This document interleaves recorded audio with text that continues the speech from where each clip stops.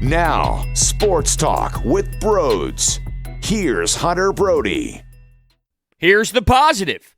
There's no more 2020 Philadelphia 76ers. That was one of the most painful seasons we have ever sat through. Way worse than the process Sixers, because the process Sixers, you understood that it was going to be a nightmare. You tried to lose on purpose. There was no expectations. This was pitiful. It was disturbing. It was frustrating. We went through way too much pain in this entire season that it feels nice. It feels like there's relief going on here. You know, when you're stuck in a relationship that maybe you don't want to be stuck in anymore, and it weighs you down, and eventually the breakup happens and you walk out after that breakup and you have a smile on your face. That's sort of like where I am right now with this Sixers team. Like, obviously I'm disappointed that you lost the series. I'm disappointed that you broke up with someone you care about, but at the same time,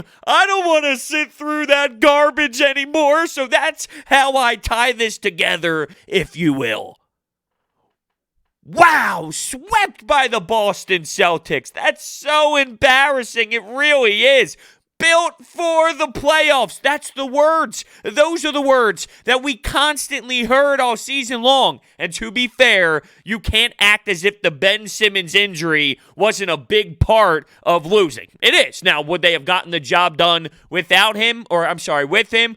Maybe not, okay? But losing that, you lost the swagger. You lost a huge defensive player who could stick on Jayson Tatum. You lost energy as a team. You lost the confidence as a squad. So losing him was a big part of what you saw out there on the court when it came to body language, when it came to the swag of the basketball team. But realistically, it doesn't matter. You still shouldn't get swept by your biggest rival. That was a pathetic effort. And in this game, it was close until the third quarter when the Tobias Harris situation happened. That was a very scary moment. Awesome to see him return. Very surprised he didn't have a concussion, but the way you saw him squirm on the court, I was really upset. Whoa, come on. Like, that, gives me the chills, the bad chills. Like, it made me very uncomfortable. Very happy for him to bounce back, be able to come back and finish out the basketball game. But the 76ers fell apart completely when he left the game. That took all of whatever they had out of them. It was a 16-2 run or so, 13-0 run to end the quarter itself. That is where the game was lost. They were in it until that point, but still, it wasn't as if I was extremely confident that the 76ers were going to pull this basketball game out. I saw a lot of things I didn't like. Body language, shrugging the shoulders at everyone. You saw frustration with the teammates yelling at one another during specific breakdowns. I didn't even like Joel Embiid's body language, to be fair. A lot of complaining, and I get it. He seems very upset with what's happened. Essentially, it's a one-man show at times. He's not getting much help from his teammates, but I still think you need to keep it together more during this playoff series than he did emotionally. And he's very emotional. We all know that. That's part of what we actually enjoy out of Joel Embiid. But at times, when you're getting worked in a game, let's cool off a bit. You can't allow the other team to see how disappointed you are and see that you are clearly in a different mental state when it comes to confidence. Because when you show that type of display, it's obvious that you're not confident in certain players out there on the court and somebody's messing up. And the Celtics thrive off that. When they see the star of the team, the big guy, Joel Embiid, all over the place, pointing at one another, you see the disgust on his face. Come on, man. I think you got to clean it up. And I get why he's frustrated, but I still think you need to learn as a professional how to hide those emotions better, because other teams grab onto it and they take it for a ride. And you saw this Celtics squad take this entire series on a ride and destroy the Sixers. Ew, it was terrible. Absolutely terrible. This episode of Sports Talk with Broads, by the way, is sponsored by Orbit Energy and Power. And with over 20 years of experience in the solar industry, they are home to your solar experts. Not only do they provide solar energy, but they also provide backup energy services, water purification systems, backup energy, tree removals, electrical upgrades, emergency services, and many, many more. HVAC. So make sure you check them out. Their information is in the description. The fourth quarter was kind of hilarious to me. You had the 2-on-1 between Josh Richardson and Alec Burks. It was actually a 3-on-1. I believe Shake Milton was coming up the floor as well. They find a way to botch it. Embiid at one point got bullied by Enes Kanter where he almost took a couple steps back because of it. There was the horrendous inbound play which led to a turnover. They tried to force it to Joel Embiid, and there goes the Celtics on a run the other way.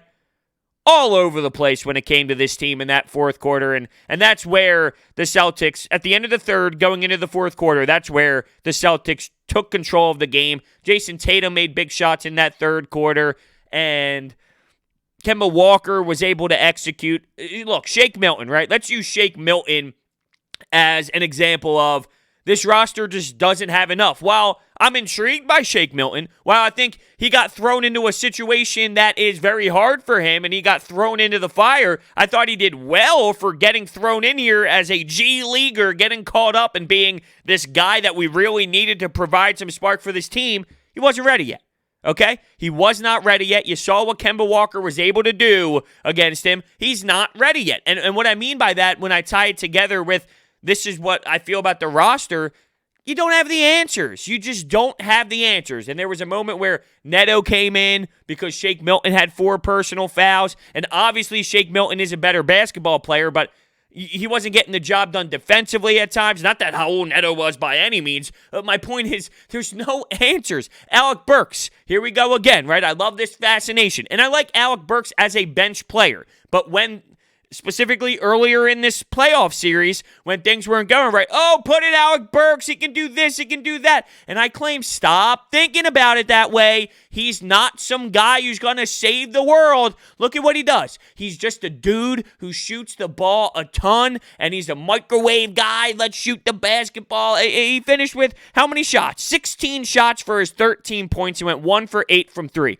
I like Alec Burks as a bench player, but the fascination and screaming of this man is going to be in the starting lineup. He needs to be in the starting lineup. You got to go with Alec Burks. Why isn't Alec Burks playing? Brett Brown, put Alec Burks in the game. All right? Do you see now? Do you see now why I laugh at why everyone on Sixers Twitter, everyone watching the game think that they have the answer? Apparently, a couple games ago, that was the answer to win this series. That was the answer to win a basketball game. It wasn't the answer. You're just yelling at Brett Brown because you don't like what he put in there. The alternative is not the fix because the fix isn't on the roster. And that is now where we open the discussion for what is next, because major, major changes are going to happen. And there's a lot of respected 76ers beat reporters that I follow, that I met when I was covering the team for 97.3 ESPN before everything happened with COVID-19. And look, when you look at the top of the top, that's where it all starts, all right? There's a lot of information that isn't given to the standard fans, and there's a lot of information that is known by a lot of these reporters in every sport. When it comes to the Philadelphia Eagles, when it comes to the Sixers, when it comes to all these sports, there's so much that's not told, okay? And when I look at this organization, I know for a fact that top dog up there, the ownership group, let's just say I don't have much trust in what they're doing. And some of these decisions that have happened, it all starts with them. They have a lot more say than you think.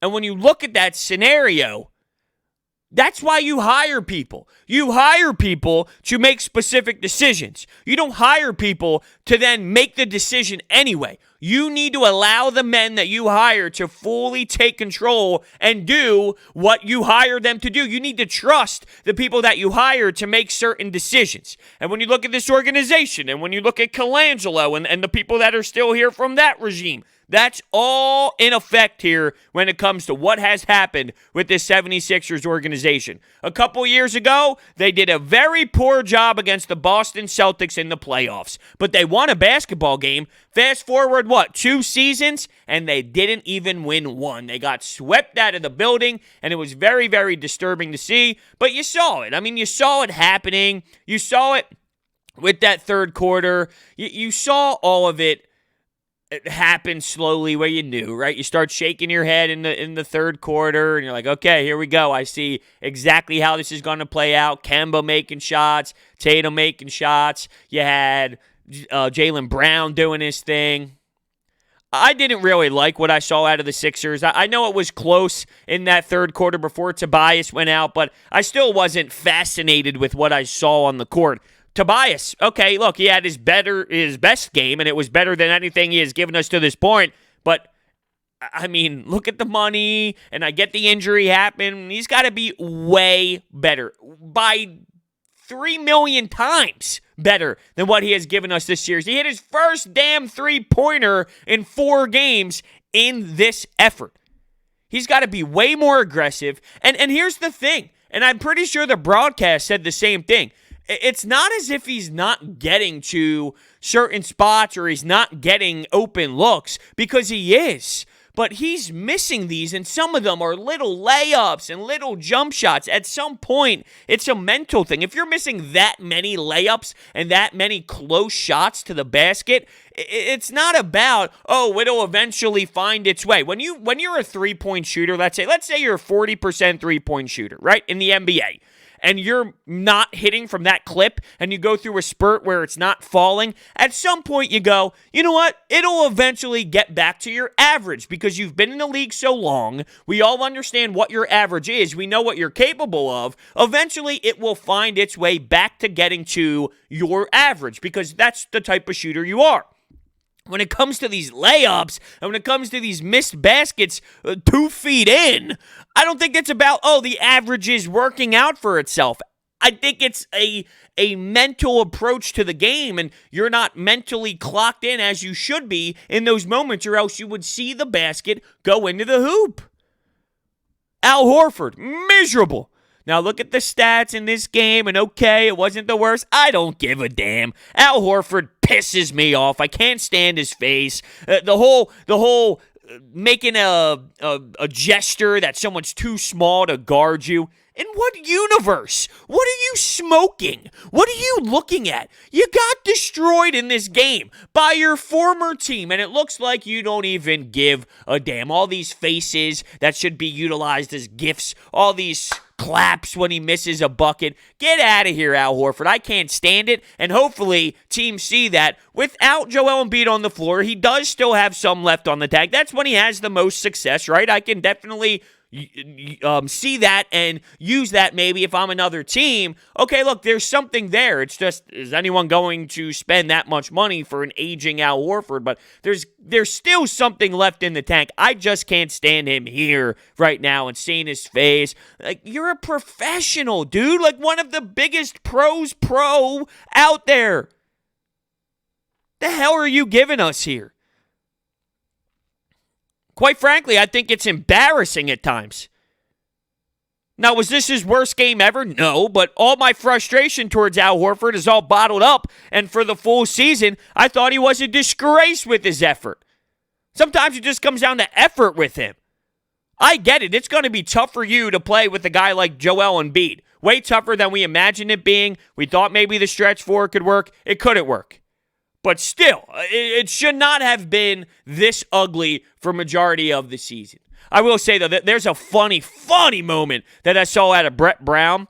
There was about 6 minutes or so left, a little bit more than 6 minutes, and Joel Embiid picked up his 5th foul, which was a garbage call. And for the most part, I thought a lot of these calls were garbage, and the Sixers actually lived by those garbage calls early on, and the only reason why they had a chance early in this game is because they lived at the charity stripe for the first quarter, and they were able to get to the free throw line and knock down shots. But I digress, going back to the funny moment. Joel Embiid picks up his 5th, and here's Brett Brown with 6 minutes to go when the Sixers are down pretty good, and arguably their last game, right? I mean, we all understand if they lose the game, it's their last game, and he's trying to pull Joel Embiid out of the game to put in Al Horford.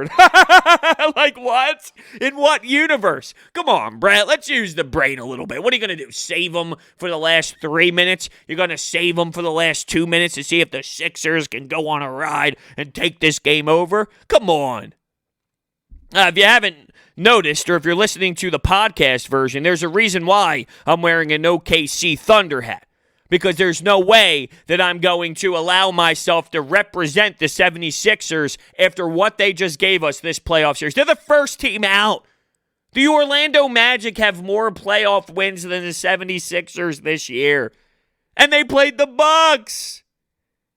And I want to give credit to the Celtics because obviously they're a team playing with a lot of cohesiveness and they're playing strong and they're playing with confidence and they're playing good basketball. Tatum stepping up, Kemba Walker getting a playoff win, right? Like I want to give them credit for what they did. But at the same time, I also feel like the Sixers were just awful. And you can argue that, well, when a team is awful, let's look at the opposing squad and say they forced them to be as bad as they were. And at times, yes, but without Ben Simmons and knowing they didn't have Ben and going into this shorthanded and then after the first game, especially after the second game, I thought they were lost cause and didn't really prove to themselves or prove to one another or prove to the fan base that they felt like they cared enough to really compete as hard as they should have. And that's truly disappointing. Support for Sports Talk with Broads is brought to you by Manscaped, who is the best in men's below-the-belt grooming. Manscaped offers precision-engineered tools for your family jewels. They obsess over their technology developments to provide you the best tools for your grooming experience. There's nothing worse than going out one night, right? You're getting all nice, you're getting all fresh, and you got to make sure down below is smooth. You never know what's going to happen, and you're in the shower, you're making it happen, and you got a cut. You never want to have a cut. You don't have to worry about that with the Lawnmower 3.0 because of the advanced skin-safe technology with the cutting-edge ceramic blade to reduce manscaping accidents. You can also shower with LED lights on this Lawnmower 3.0 so you don't miss anything. There's a 7,000 RPM motor with quiet stroke technology. If you are listening to me speak right now, I want you to experience this firsthand. Get 20% off and free shipping with the code BROD at manscaped.com. That's 20% off with free shipping at manscaped.com and use code BROD. Jayson Tatum, 28 points. Kemba Walker, 32 points. They're fun to watch. They really are. Jayson Tatum, I knew how good he was before this series, but seeing him play in this atmosphere, the dude is balling, and he's super, super fun to watch. He's going to haunt this organization for many years to come, without a doubt, and the dude's a dog. He really is. He's grown into a special player, and he's only going to continue to get better and better. He's going to haunt the 76ers. It just seems, though, watching this series play out, the Celtics get to their spots on the floor offensively. They execute. They get an easy look. They're able to knock it down. They're able to move the ball well. And with the Sixers, it's a struggle. It's a struggle every time they get up the floor. They're trying to make something happen. They're trying to dunk it in the post. Everybody else stands around. Nothing else really happens from there. And it's hard for them to work to get their shot. And another reason is when you look at the way the Celtics are playing Joel Embiid, right? They have that man there ready to pounce whenever they make the decision to go for the double or just make him uncomfortable. Maybe they don't send him that specific possession, but that has Joel Embiid thinking. There's no one that you can rely on the outside. Tobias wasn't making his shots. Al Horford stinks. Shake Milton, okay, I get it. He doesn't shoot the ball poorly, but you don't rely on Shake Milton. Josh Richardson, you don't rely on Josh Richardson. Alec Burks, you don't rely on these players. So with Joel Embiid, it's like a one-man crew out there, and okay, you live and die with somebody else out there trying to make their shots. They don't have enough. They don't have enough talent whatsoever. And it was clear. It was clear as day. What the Celtics were doing to Joel Embiid, it should not work to the level that it worked. You just don't have any answers because you don't have enough talent when it comes to legitimately competing in the NBA playoffs. And I just want to really, really express the Furkan Korkmaz thing real quick, because I sure did get a lot of hate. And I've tried to explain this so many damn times. He doesn't work. He doesn't work. He'd have his big explosive night. 30 points. Furkan Korkmaz, 28 points. Furkan, he's going to stretch the court. He's going to be magnificent in the postseason. If Furkan Korkmaz can do what J.J. Redick did. Stop! I told you to stop! Stop! Do you believe me now? Please tell me you believe me now that he doesn't work. He's not athletic enough. He's not able to get separation. He's not able to defend. Shake Milton's getting ripped apart out there. He's not a good defender. What do you think that they would do to Furkan if he played a significant amount of minutes? The dude doesn't work. Playoff basketball is different. So will you acknowledge now that, hey, bro, you were right? Look, in this business, when you do opinionated sports talk, you're going to be right sometimes, you're going to be wrong sometimes. That's the nature of the beast. It's all about specific opinions, individuals' opinions. And that's the beauty of it, right? Agreeing, disagreeing. That's what makes sports talk as fun as what it is. Like, it's a beautiful thing for a reason. But I was right about Furkan Korkmaz. And I'll take that to the bank. Stinks. Been screaming about it. The fact that he's your best spacer is an issue. It's a problem because your best spacer can't get on the floor. So now we got to start looking. What is the next move? Woj tweeted post-game pretty much instantly that his sources are saying probably not Brett Brown coming back for his 8th season. That's inevitable. Great, Woj. I could have tweeted that out. We all know Brett Brown's canned. And that's what a lot of people want. And fair enough. It's okay with me to move on from Brett Brown. But just know, if the only thing you change is a head coach, you're in trouble. This is a big-time organizational problem. Brett Brown, he's going to leave.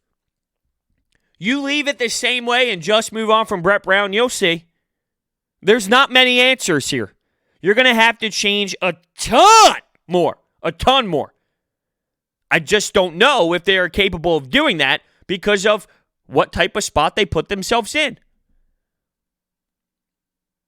Alec Burks is someone that I would like for this bench as much as I ripped him apart because it's this simple. People were screaming for him to, he's got to play 35 minutes. He has to be in there. He needs to be in the starting lineup. He needs to be this. He needs to be that. He's not that. That's not the difference in this series. That's why I was getting frustrated with Alec Burks. In terms of a normal bench role playing move, I think he brings you something that you can utilize. But I don't know if they're going to be able to get him back here because of how this entire cap problem's going on. And by the way, Matisse Thybulle, I love him. I think he's going to groom into something. He has to work on that offensive game. He took a three-pointer in this game that hit the side of the backboard, and he does that a lot. I'm thrilled with his defense, but you can't play him if the offense is that much of an issue on the other side. And very raw. I am very appreciative of what he gave us this season. Thrilled what he turned out to be from the defensive side. I'm not going to sit here and really crucify someone like Matisse Thybulle, but let's look at what he needs to add. He needs to add that side to his game so he can be utilized more. But you also see, defensively, as great as he is, there's bad guys out there. Bad. And when I say it like that, I'm talking like an Aaron Rodgers bad. When Stephen A goes, he's a bad man. I'm saying it like that. There's guys out there, as good as Matisse is, they're going to get there. Jayson Tatum is going to do his thing. So he's going to have to, add to the other side to be able to provide more for this squad. But right now, it really isn't about what Matisse Thybulle does in the offseason. I just got a little sidetracked. It's about what's next for this organizational philosophy. I don't trust the guys up top. Everyone wants to scream at Elton Brand at this point, and the more and more I look at this, I can't sit here and say Elton Brand had a phenomenal season by any means. I've been supportive of his aggressiveness throughout trades, but I'm not going to sit here and say that he's done a fantastic job. I will go to this, though. There's worse happening above him. The people up top. That is more concerning to me than Elton Brand. And you can't change that. That's the problem. You can't get rid of that. And they have to. They have to. I don't trust them. Blitzer, Harris, get out of here. I don't want you in here. Go to the Devils. Go try and get the Mets. Get out of here. I don't want you in here. I don't want you anywhere near anything Philadelphia related. The problem is, who am I? Sadly. Well, there you have it. The 76ers out in 4. Didn't really expect saying that. I didn't think they'd win. I said Celtics in 6. I gave the Sixers a couple games. A couple. I was wrong. They got waxed out of the building. Get out of Orlando, they said. Celtics said to the Sixers, yeah! See what's next. Thank you all so much for listening, and I will see you next time.